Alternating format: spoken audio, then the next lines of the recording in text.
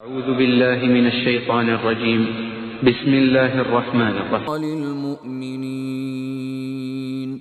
الحمد لله رب العالمين والصلاة والسلام على رسول الأمين وعلى آله وأصحابه أجمعين وبعد.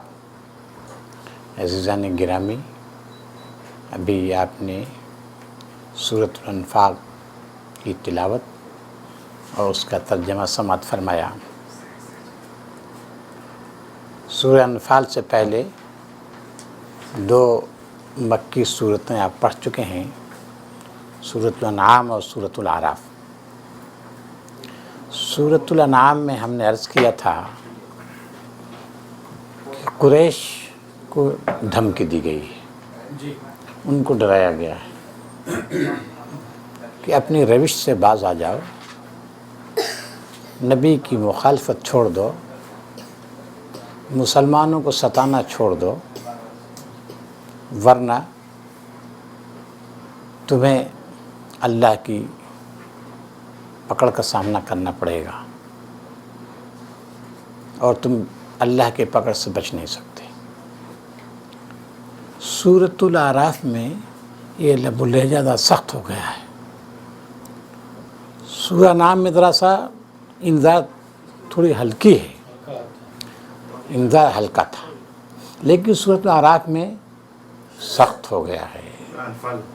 سورۃ الاعراف میں قوموں کو پیش کیا گیا ہے، قوم نوح، قوم عاد، قوم ثمود، قوم لوط اور قوم شعیب اور پھر حضرت موسیٰ۔ ان کے واقعات بیان کیے گئے ہیں اور دکھایا گیا ہے ان ساری قوموں نے اپنے انبیاء کی تکذیب کی، نتیجہ یہ ہوا ان کو صفحہ ہستی سے مٹا دیا گیا۔ لہذا تم بھی اسی روش پہ چل رہے ہو، تمہارا بھی انجام بھیانک ہوگا۔ اس کے بعد سورہ انفال آ رہی ہے، یعنی جس عذاب سے ڈرایا گیا تھا سورہ اعراف میں، وہ عذاب گویا کہ آ گیا، اس کی پہلی قسط آ گئی۔ پہلی قسط جو عذاب کی آئی ہے کس شکل میں آئی؟ جی کس شکل میں آئی؟ جنگ بدر کی شکل میں آئی۔ اور آپ نے دیکھا کہ ایسا غزوہ تھا جس میں قریش کی قیادت ڈھیر ہو گئی، بڑے بڑے سردار مارے گئے، عتبہ ہے، شیبہ ہے، یہ سب قریش کی قیادت تھی، ابو جہل ہے، یہ نہایت یعنی ظالم قسم کے لوگ تھے، مغرور تھے۔ نبی صلی اللہ علیہ وسلم ان کے ساتھیوں کو دھمکیاں دیتے تھے، پریشان کرتے تھے، اور پوری کوشش یہ تھی کہ اسلام کو مٹا ڈالیں۔ لیکن آپ نے دیکھا کہ نبی صلی اللہ علیہ وسلم جو دھمکی دی تھی، قرآن مجید جو دھمکی دی تھی، غزوہ بدر کی شکل میں وہ دھمکی پوری ہوئی۔ تو سورہ انفال میں گویا کہ جس عذاب کی دھمکی سورہ انعام میں دی گئی تھی، سورہ اعراف میں دی گئی تھی، وہ عذاب اس سورہ میں آ گیا۔ کون سا عذاب؟ دنیا کا عذاب جو ہوتا ہے وہ عذاب آ گیا۔ اب جب عذاب آ گیا، قریش کی قیادت ڈھیر ہو گئی اور پہلی مرتبہ مال غنیمت حاصل ہوا، اتنا زیادہ مسلمانوں کے تصور سے بالا تھا۔ اس بنیاد پر کچھ آپس میں کچھ سوالات ابھرے۔ نبی صلی اللہ علیہ وسلم نے مال غنیمت کو تقسیم کیا، اور آپ کو معلوم ہوگا کہ ان لوگوں کا بھی حصہ لگایا جو غزوہ میں شریک نہیں تھے، ان کا بھی لیا۔ تو لوگوں نے چمگوائیں کہا ہماری تلواروں نے کام کیا، ہم نے بہادری دکھائی، جم کے لڑے، ان کو شکست دی، اور مال غنیمت میں دوسروں کا حصہ لگا دیا گیا۔ اس طرح کے کچھ سوالات ابھرے، ان کا جواب دیا گیا اس میں۔ کیا ہے یسألونک عن الانفال؟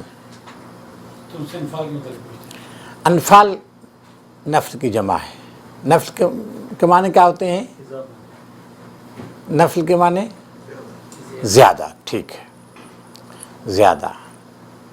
تو اب یہاں ہے نفل کے معنی عطیہ، بخشش۔ عطیہ ہے، یہ بخشش ہے، اللہ کی عنایت ہے، اس کا انعام ہے، اس کا فضل ہے۔ یہ عطیہ خداوندی ہے، یہ تمہاری قوت کا نتیجہ نہیں ہے، تمہاری تلواروں کا نتیجہ نہیں ہے، تمہاری قوت بازو کا نتیجہ نہیں ہے، تم نے جو سمجھ رکھا ہے یہ نکال دو اپنے ذہن سے۔ یسألونک، دیکھیے یہ اسلوب قرآن مجید کا ہے، اس میں دو شکلیں بن سکتی ہیں۔ سوال یسألو کے معنی سوال کرنا، سوال کرنا ہوتا ہے۔ تو سوال میں یہ ہو سکتا ہے کچھ لوگ آئے ہوں، نبی صلی اللہ علیہ وسلم نے پوچھا، یہ بھی ہو سکتا ہے کچھ لوگ آئے ہوں رو در رو اعتراض کیے ہوں، یہ ہو سکتا ہے، امکان اس کا ہے۔ دوسرا پہلو یہ ہے سوال کا کہ یہ سوال قالی نہیں ہے، یعنی لوگ آئے نہیں ہیں، بلکہ حالات ایسے تھے، پورا ماحول بول رہا تھا، زبان قال سے زبان حال سے حالات گواہی دے رہے تھے۔ کوئی آیا نہیں نبی صلی اللہ علیہ وسلم پوچھنے، بلکہ حالات بول رہے تھے، پورے مدینے کی فضا بول رہی تھی، مسلمانوں کے دل کی آواز تھی، اس طرح کی باتیں گویا اس کو چھیڑا اللہ تعالیٰ نے۔ تو گویا کہ ہمارے مفسرین میں بعض لوگ کہتے ہیں کہ قرآن مجید میں بالعموم سوال حالی ہے، قالی نہیں ہے۔ سوال حالی کا مطلب حالات، حالات ایسے بنتے ہیں، اللہ تو اس کا جواب دیتا ہے۔ وہ پوچھ رہے ہیں نفل کے سلسلے میں، عطیہ خداوندی کے سلسلے میں، بخشش، کہہ دو کہ یہ بخشش، یہ عطیہ کس کے لیے ہے؟ للہ، اللہ کے لیے۔ اللہ کے لیے کا مطلب کیا ہے؟ اللہ کے لیے کیا مطلب؟ یہ خاص اللہ کا عطیہ ہے، اللہ کے انعام ہے، اس کی بخشش ہے، اور اس کے رسول کا انعام ہے، اس کے رسول کی بخشش ہے، فضل رسول کو پہنچتا ہے۔ آپ یہ سمجھ لیجئے جب مدنی صورتوں میں اللہ پر رسول کا عطف ہوتا ہے تو رسول مراد ہوتا ہے، اللہ مراد نہیں ہوتا، کیونکہ مدینے میں منافقین بھی ہیں۔ منافقین کی خصوصیت ہے کہ وہ اللہ کو بالا بالا خوش کرنا چاہتے ہیں رسول کے بغیر، اس وجہ سے بار بار یہ چیز آتی ہے، اللہ کا عطیہ ہے، یعنی رسول کا عطیہ ہے۔ اللہ کا عطیہ ہے مطلب کیا ہے؟ رسول کا عطیہ ہے۔ زور کس پر دینا ہے؟ رسول اللہ پر، کیونکہ مال غنیمت کی تقسیم اللہ نے نہیں کیا تھا، کس نے کیا تھا؟ رسول نے کیا تھا، اور رسول کی تقسیم پر اعتراض ہو رہا ہے، جس کو کہا جا رہا ہے اللہ کا عطیہ ہے، یعنی اس کے رسول، وہ بیان ہوتا ہے، اس کی وضاحت ہوتی ہے۔ فاتقوا اللہ، لہذا تم اللہ سے ڈرو۔ اللہ سے ڈرو کیا مطلب؟ ابھی بھی سمجھیے، مدنی صورتوں میں جب آپ دیکھیں اطاعت رسول، مدنی صورتوں میں بالعموم جب آپ دیکھیں اتقوا اللہ، اتقوا اللہ کا لفظ آتا ہے تو مطلب اس کا یہ ہوتا ہے کہ اللہ کے رسول کی نافرمانی مت کرو، اللہ کا پیغمبر ہے، اس کی نافرمانی کرو گے تو پھر تباہی آئے گی، سمجھیں، اس کی اطاعت کرنی ہے، اس کی فرما برداری کرنی ہے، اس کی اطاعت کرو گے تو اللہ کی اطاعت ہے، رسول کی اطاعت اللہ کی اطاعت، رسول کی نافرمانی اللہ کی نافرمانی۔ اس وجہ سے آپ دیکھیں گے فاتقوا اللہ، جب بھی مدنی صورتوں میں آپ دیکھیں فاتقوا اللہ، اللہ سے ڈرو، اس کا مطلب کیا ہے کہ رسول کی نافرمانی سے بچو ورنہ اللہ کا عذاب آئے گا۔ وَأَصْلِحُوا ذَاتَ بَيْنِكُمْ، اور اپنے حالات کو درست کرو، اپنے معاملات کو ٹھیک کرو۔ کچھ کدورتیں پیدا ہو رہی تھیں، کس وجہ سے؟ کس وجہ سے کدورتیں پیدا ہو رہی تھی؟ مال غنیمت کی وجہ سے۔ وَأَصْلِحُوا ذَاتَ بَيْنِكُمْ، اپنے حال کو درست کرو۔ یہ کدورتیں، یہ ایک دوسرے سے رنجشیں، یہ تمہارے لیے تباہی کا پیش خیمہ بن سکتی ہیں، سمجھ لینا۔ اور پھر کہا وَأَطِیعُوا اللَّهَ، اللہ کی اطاعت کرو، یعنی اس کے رسول کی اطاعت کرو، کیونکہ اللہ کی اطاعت کو تو وہ بالا بالا جو ہے نا، اللہ کو وَأَطِیعُوا اللَّهَ وَرَسُولَهُ، اس کے رسول کی اطاعت کرو، ان کنتم، اگر تم مومن ہو۔ اب آپ دیکھیے پہلا غزوہ ہے، مال کا ڈھیر جمع ہو گیا ہے، رنجشیں پیدا ہو رہے ہیں، کدورتیں پیدا ہو رہی ہیں۔ یہ آیت کیا بتاتی ہے، کیا اشارہ کر رہی ہے؟ اشارہ کیا کر رہی ہے آیت؟ جی مال فتنہ ہے۔ جب تک مسلمان غریب تھے، مفلوق الحال تھے، جی فاقے ہو رہے تھے، اس وقت ان کے اندر اتحاد تھا، مضبوطی تھی، اعتماد تھا، بہادری تھی۔ لیکن جب مال آ گیا، مال نے پہلے وہلہ میں کیا کیا؟ رنجشیں کدورتیں پیدا کر دی، صرف فوراً ٹوکا گیا ہے کہ مسلمان ہے، اس کی اصلاح کر لو، اگر تم مومن ہو، تمہارے ایمان کا تقاضا ہے، اصلاح کرو، درست کر لو۔ اصلاح کی ضد کیا ہے؟ اصلاح کی ضد فساد ہے، بگاڑ پیدا ہو جائے گا۔ اور آپ نے دیکھا کہ جب تک مسلمان کس کرسی میں تھے، چھاتے چلے گئے، لیکن جب قوت آئی، دولت آئی، دنیا کی دولت آ گئی، پھر وہیں سے اندشا شروع ہوا۔ چلیے، اس کی ایک وجہ یہ بھی ہو سکتی ہے کہ پہلے مسلمانوں میں منافقین نہیں تھے، اب منافقین بھی ہیں۔ منافقین جو ظاہر ہے مدنی سورہ ہے نا، مدنی سورہ میں تو مدینہ میں تو ہے ہی ہے منافق، یہاں بھی منافقین کا ذکر ہو رہا ہے۔ انما المؤمنون الذین اذا ذکر اللہ وجلت، مومن تو وہ ہیں کہ جب اللہ کا ذکر کیا جائے، اللہ کا چرچا ہو، ان کے دل لرز جائیں۔ اللہ کا چرچا ہو کیا مطلب مشتاق صاحب؟ اللہ کا چرچا ہو، اللہ کی خدائی زمین پر نافذ ہو جائے۔ ہاں دیکھیے انہوں نے بتایا ہے ہمارے اشفاق صاحب نے کہ اللہ کا ذکر سے مراد اللہ کی صفات کا ذکر۔ ہم نے بتایا تھا بھی، کبھی اللہ کی ذات کا انکار نہیں کیا گیا ہے، اصلی انکار کس کا ہوا ہے؟ اللہ کی صفات کا، اللہ کی صفات کا، اللہ کی صفات کا انکار کیا گیا ہے۔ یہی انما المؤمنون اذا ذکر اللہ، جب اللہ کا چرچا ہوتا ہے، اس کی صفات کا تذکرہ ہوتا ہے۔ اس کی صفات کون کون سی ہیں؟ عمران صاحب اس کی صفات کون کون سی ہیں؟ بہت ساری صفات ہیں، بہت ساری ہیں۔ ہمارے بعضوں 99 کہا ہے نا، اس سے زیادہ بھی ہو سکتی ہیں، اور سب صفات کل آپ نے وَلِلَّهِ الْأَسْمَاءُ الْحُسْنَى، بہت سارے صفات اچھے نام ہیں، اس کو پکارو۔ ان ساری صفات کو آپ دو حصوں میں تقسیم کر سکتے ہیں، موٹے موٹے دو حصے اس کے۔ کچھ صفات کا تعلق صفات جلالی ہے، اور کچھ صفات جمالی ہیں۔ صفات جمالی کون سی صفات ہیں؟ ودود ہے، رحیم ہے، بخشنے والا ہے، غفور ہے، بڑا ہی مہربان ہے، یہ سب اس کے صفات جمال ہیں۔ صفات جلال کیا ہیں؟ وہ منتقم ہے، سزا دے، سریع الحساب ہے، عزیز ہے، ذو انتقام ہے، یہ سب صفات جلال ہیں۔ تو ان دونوں صفات کا استحضار ضروری ہے، صفات جلال کا بھی، کہ اس نے نعمتیں دی ہیں، اس نے انعام کیا ہے، اس نے نوازشیں کی۔ ان نوازشوں کا تقاضا کیا ہے؟ کیا تقاضا نوازشوں کا؟ شکر، احساس۔ بندے مومن ایمان کا تقاضا یہ ہے کہ جب ان کا احساس ہو تو ان کے دل لرز جائیں گا۔ اگر اس کی ناشکری ہوئی، اللہ تعالیٰ کیا کرے گا؟ باز پوس کرے گا، باز پوس کرے گا۔ اور صفات جمال، اللہ تعالیٰ دے رہا ہے، دے رہا ہے۔ یہ صفات کس چیز کو ابھارتی ہیں؟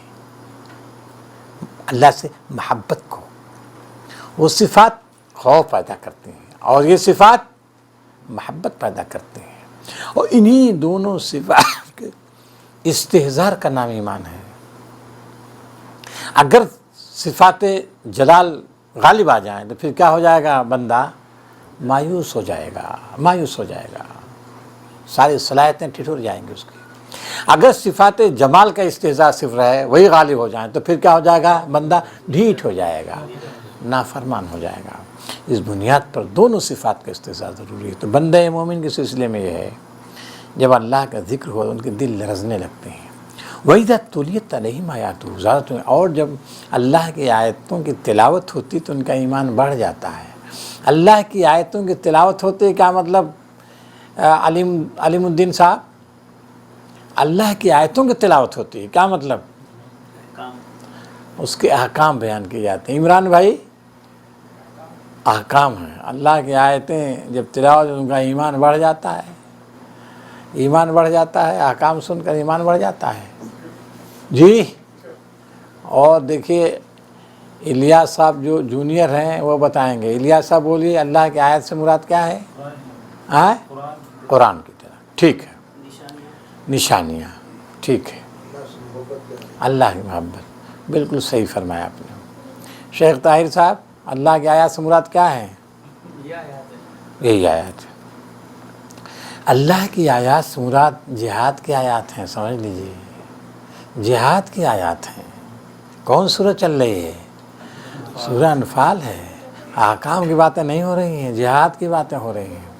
جہاد کی آیتیں جب آتی ہیں، بعض لوگ ایسے ہوتے ہیں جن پر مردنی چھا جاتی ہے، خوف پیدا ہو جاتا ہے، گریز کی کیفیت پیدا ہوتی ہے، جیسا کہ آگے دیکھے آ رہا ہے، موت کو اپنے سامنے دیکھنے لگتے ہیں۔ لیکن جو اہل ایمان ہیں، الایمان یعنی المومنون ہیں، المومنون ہے نا، المومنون یعنی مضبوط قسم کا ایمان ہے، باکمال اہل ایمان ہے، وہ جب جہاد کی آیتیں سنتے ہیں تو ان کا ایمان بڑھ جاتا ہے۔ اس کو قرآن مجید نے جگہ جگہ بیان کیا ہے۔ آپ دیکھیے سورہ آل عمران میں ہے، جب لوگوں نے کہا ان الناس قد جمعوا لکم فاخشوہم، لوگوں نے مسلمان ڈرانے کی کوشش کی کہ ڈرو ان سے، ڈرو، بہت زبردست جماوڑا ہے تمہارے خلاف، جمعیت زبردست ہے، مخالفین کی قوت زبردست ہے تمہارے مقابلے میں۔ تو یہ سننا تھا کہ ان کا ایمان کیا ہے؟ فزادہم ایمانا وقالوا حسبنا اللہ ونعم الوکیل، پکار اٹھے ہمارا اللہ کافی ہے۔ اب آپ دیکھیے یہی چیز جو ہے سورہ احزاب میں بھی، جی ہاں، منافقین ایک طرف، احزاب میں جب محاصرہ ہوا تو ان کے دل حلقوم میں آ گئے تھے، اور دوسری جانب مسلمانوں کی کیفیت کیا تھی؟ لقد کان لکم فی رسول اللہ اسوۃ حسنہ ولما رأى المؤمنون احزاب قالوا هذا ما وعدنا اللہ، جب مومنین نے دیکھا احزاب کو، احزاب مانے پارٹیاں، کس کی پارٹیاں؟ کون سی پارٹیاں تھیں؟ دشمن کی پارٹیاں۔ کون دشمن؟ قریش بھی تھے، یہود بھی تھے، سب دشمن آ گئے، پورا عربستان آ گیا ابو سفیان کی قیادت میں، ابو سفیان کی قیادت میں پورا عرب اس نے جمع کر لیا تھا، سمجھ لیجیے، اور وہ مدینے کی بستی کو ایک دم ہمیشہ کے مٹا دینا چاہتے تھے۔ لیکن جب اہل ایمان نے دیکھا، وَلَمَّا رَأَى الْمُؤْمِنُونَ، وہی المؤمنون دیکھیں، انما المؤمنون، مومن کون ہیں؟ تو انہوں نے جو وَلَمَّا رَأَى الْمُؤْمِنُونَ قَالُوا هَذَا مَا وَعَدَنَا اللَّهُ وَرَسُولُهُ، یہ تو وہی چیز ہے جس کا ہم سے ہمارے اللہ نے، ہمارے رسول نے ہم سے وعدہ کیا تھا۔ پھر اس کے بعد کیا ہے؟ وَمَا زَادَهُمْ إِلَّا إِيمَانًا وَتَسْلِيمًا، اس چیز نے ان کے ایمان کو بڑھا دیا۔ کس چیز نے؟ دشمنوں کو دیکھ کر، میدان جنگ میں دیکھ کر ان کو یہ بزدلی انہوں نے نہیں دکھائی، کمزوری نہیں دکھائی، بلکہ ان کا ایمان بڑھ گیا، شوق شہادت بڑھ گیا، وہ مچلنے لگے۔ کیا ہے؟ جب وقت شہادت آتا ہے دل سینوں میں رقصاں ہوتے ہیں، وہ دل ان کے سینوں رقص کر رہے تھے دل، کہ کب جو ہے موقع ملتا ہے ہم اپنے جان عزیز کو اللہ کی راہ میں قربان کر دیتے ہیں۔ یہ ہوتا ہے۔ وَمَا زَادَهُمْ إِلَّا إِيمَانًا تسلیمہ، تسلیم مانے سپردگی، حوالگی، سپردگی، اپنے آپ سپرد کر دیا اللہ کے. تو یہ ہوئی بات. تو انما المؤمنون اذا وجلت قلوبهم واذا تليت عليهم آیات زادتهم ایمانا وعلى ربهم يتوکلون، اور صرف اپنے رب پر بھروسہ کرتے ہیں، یعنی تیاری کرتے ہیں جو اللہ نے حکم دیا ہے، تیاری کرتے ہیں اپنے بس بھر، لیکن اپنے قوت بازو پر مخلص اہل ایمان، باکمال اہل ایمان اپنے قوت بازو بھروسہ نہیں رکھتے، بلکہ بھروسہ کس پر؟ صرف اللہ تعالیٰ پر، صرف اللہ پر، اور کسی بھروسہ نہیں کرتے. اور جو کچھ بھی ہم نے دے رکھا اس میں سے وہ خرچ کرتے ہیں. جو کچھ بھی دے رکھا ہے، رزق، یہ بھی اس پر ہم گفتگو کر چکے ہیں. رزق کے معنی ہر وہ چیز جس سے انسان فائدہ اٹھاتا ہے، لیکن چونکہ نماز کے ساتھ آ رہا ہے نا، الذین یقیمون الصلاۃ، نماز قائم کرتے ہیں اور جو کچھ ہم نے دیا اس میں سے خرچ کرتے ہیں. تو نماز کیا چیز ہے؟ نماز بندے کا تعلق جوڑتی ہے کس سے؟ جی اللہ سے جوڑتی ہے. اور انفاق بندے کا تعلق کس سے جوڑتا ہے؟ اسے بندوں سے، بندوں سے. اور انہی تعلقات کی بنیاد پر دنیا میں خیر اور فلاح قائم ہوتا ہے، اور دنیا میں انقلاب آتا ہے، صالح انقلاب آتا ہے، امن امان قائم ہو جاتا ہے. بندوں کا تعلق اللہ سے جڑ جائے اور بندوں کا تعلق بندوں سے جڑ جائے. انہی دونوں تعلقات پر انسانوں کی بہتری ہے، اس کائنات کی بہتری ہے، اس دنیا کی بہتری ہے. اگر صرف اللہ سے جڑ جائے اور بندوں سے انسان بے تعلق ہو جائے، کوئی فائدہ نہیں. بہت سے لوگ ایسا ہے جن کا تعلق بہت فرض نماز قائم کرتے ہیں، خوب نماز کا اہتمام کرتے ہیں، لیکن پاس پڑوس کے لوگ کس حالت میں ہیں؟ مومن بھائی ہمارے کیسے ہیں؟ ہمارے بھائی، ہمارے خاندان کے لوگ، ہماری بستی کے لوگ، ہمارے شہر کے لوگ کس حالت میں؟ ان کوئی تعلق نہیں. تو وہ گویا کیا ہے؟ ان کا ایمان ایمان کمزور ہے، کمزور ایمان ہے. اس کے ذریعے کوئی انقلاب نہیں آ سکتا ہے. نماز قائم کرتے ہیں، نماز قائم کرتے میں کیا چیز شامل ہے؟ نماز کا اہتمام بھی، اہتمام بھی، وضو کا اہتمام، وقت کی پابندی، جماعت کا اہتمام، خشوع خضوع، ساری چیزیں شامل ہیں. اگر کہیں نماز کا اہتمام نہیں ہو رہا ہے تو وہاں اس کو قائم کیا جائے، اور جہاں اہتمام ہو رہا ہے اس میں دوام، ایسا نہیں کبھی کبھی، ایسا نہیں، دوام، تسلسل. سورہ معارج میں والذین هم علی صلاتہم دائمون، ہمیشہ نماز پڑھتے ہیں. ایسا نہیں ہے کہ بس صاحب جس دن اجتماع رکھنا ہوتا ہے، اجتماع میں جانا ہوتا ہے اس دن نماز پڑھنا، ایسا نہیں ہے. ہمیشہ ہمیشہ نماز کا اہتمام. اگر ایسا نہیں ہے، نمازوں کا اہتمام نہیں ہے اور زکوٰۃ کا اہتمام نہیں ہے، اللہ کے بندوں کے ساتھ اچھا برتاؤ نہیں ہے، تو پھر دین قائم نہیں ہو سکتا. سمجھ لیجئے، دین قائم نہیں ہو سکتا. فضاؤں میں ہو سکتا ہے، خلاؤں میں ہو سکتا ہے، انسانی آباد میں نہیں ہو سکتا، اس زمین پہ نہیں ہو سکتا ہے.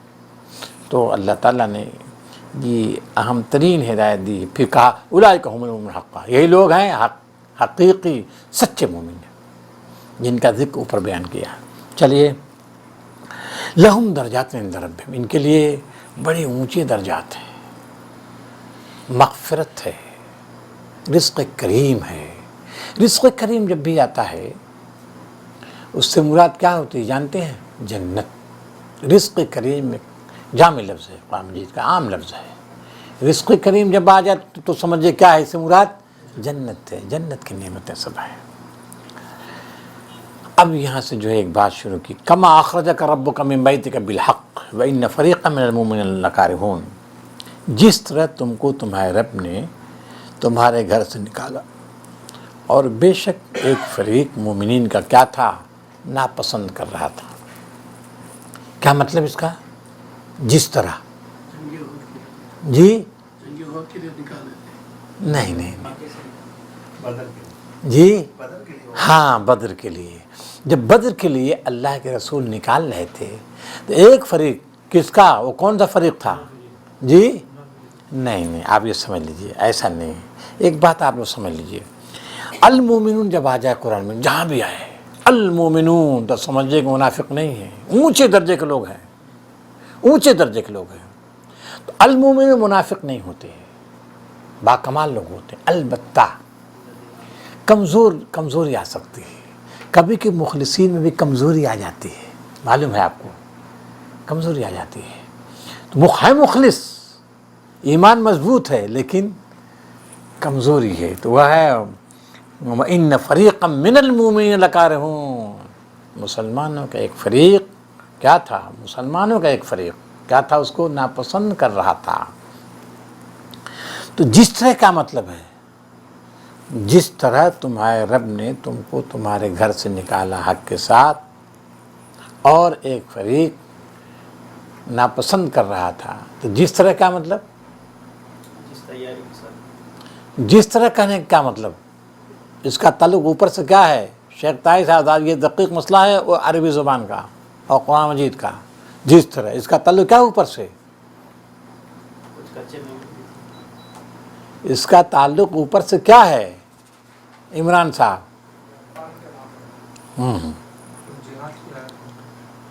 اس کا تعلق یہ ہے کہ جس طرح سے یہ انفال کے تقسیم میں ناپسندی کا اظہار کر رہے ہیں، جس طرح انفال کی تقسیم میں ناپسندی کا اظہار کر رہے ہیں، ٹھیک اسی طرح اس وقت بھی ناپسندی کا اظہار کیا تھا جبکہ ان کو ان کے گھر سے نکالا تھا. گھر سے مراد کیا ہے؟ مدینہ سے نکالا تھا. ایک بات ہوئی.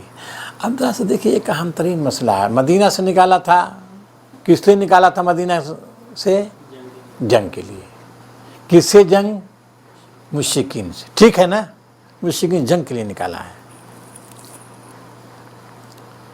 یہ آج بتا رہی نا.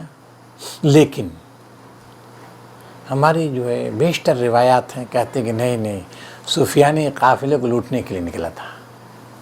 اللہ کے رسول نے نکالا تھا مدینے سے کس کے لیے؟ کس کے لیے نکالا تھا؟ جہاد کے لیے نہیں جی، احدى الطائفتین. تو وہ کہتے ہیں، بہت سے لوگ ہیں جو کہتے ہیں کہ عیر قریش سفیانی قافلہ جو شام سے آ رہا تھا، یہ تجارتی قافلہ جاتا، لدا ہوا تھا، اونٹ پر سامان تھا ان کا جی. تو وہ جو ہے اس قافلے کو لوٹنے کے لیے یہ نکلا ہے.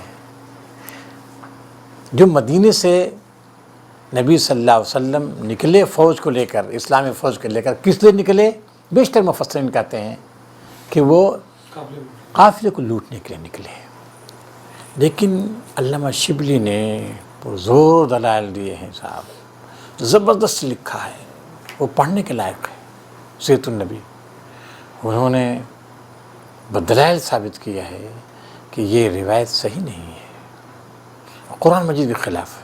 وہاں مجھے صاف صاف کہہ رہا ہے کہ نبی کو نکالا کہاں سے نکالا؟ گھر سے. اسی وقت ناپسند. کیا ابو سفیان کے قافلے کو لوٹنے کے لیے جب نکالا ہوتا تو وہ لوگ ناپسند کرتے کیا؟ اور تو بہت شوق سے چلتے وہ. اس وجہ سے تو علامہ شبلی نے لکھا ہے. اور پھر علامہ شبلی کی بات کو مولانا مودودی نے بھی لیا ہے. مولانا مودودی نے بھی، آپ دیکھیں گے حاشیہ بڑا زوردار ان کا ہے، بڑا زوردار ہے، 2-3 جو اس سورے میں. تاکہ نہیں، اگر یہ لے لیا جائے گا تو نبی صلی اللہ علیہ وسلم مجرم ٹھہرتے ہیں، صحابہ کرام مجرم کہیں گے یہ ڈاکوؤں کی ٹولی ہے، لٹیروں کا قافلہ تھا یہ. اور آپ کو معلوم ہے کہ مستشرقین نے سب اعتراضات کیے ہیں، مستشرقین نے اعتراضات کیے، اور آگے ہم بتائیں گے کہ دیکھیں وہاں بھی اس زمانے میں بھی یہ اعتراض اٹھا تھا. حالانکہ قرآن مجید میں کہیں اس کا ذکر نہیں.